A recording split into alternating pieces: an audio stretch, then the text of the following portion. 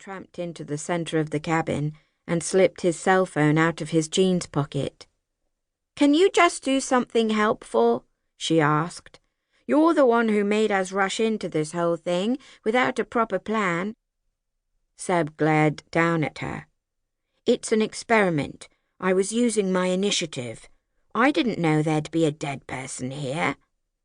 He was broad-shouldered and tall, with the muscular arms of someone who, unfortunately for Ivy, did an hour's drum practice every evening. She didn't know how they were siblings. She was so slight. Valian peered over Seb's shoulder. "Can that device tell you where we are?" Ivy still found it odd that Valian knew next to nothing about common technology. Seb slid his finger across the phone a few times. "GPS is working, but I'm on a different network operator, so we must be somewhere outside the UK. His eyes widened. "Whoa, by the looks of this, we're just off the coast of Norway." "Norway?" Valian grabbed the burlap bag that Ivy had just crawled out of and snatched at the paper luggage tag tied to the top. He read it twice. "I definitely wrote the label correctly. It says Selena Grimes. But what would she be up to in Norway?" Seb jerked his head.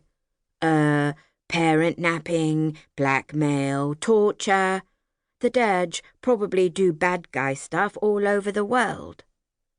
A chill ran through Ivy's body.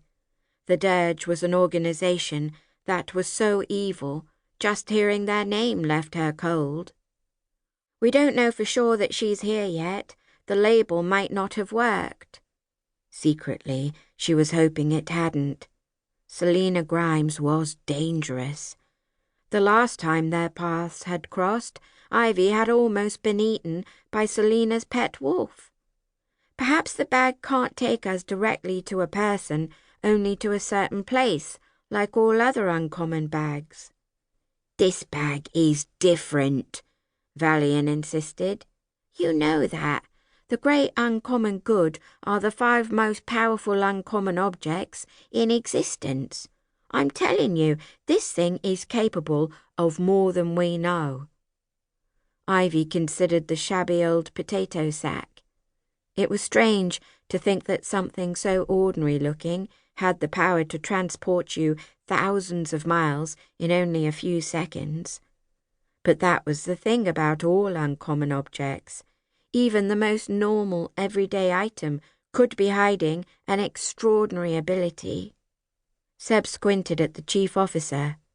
"What's that in his hand?" Ivy turned her attention back to the body.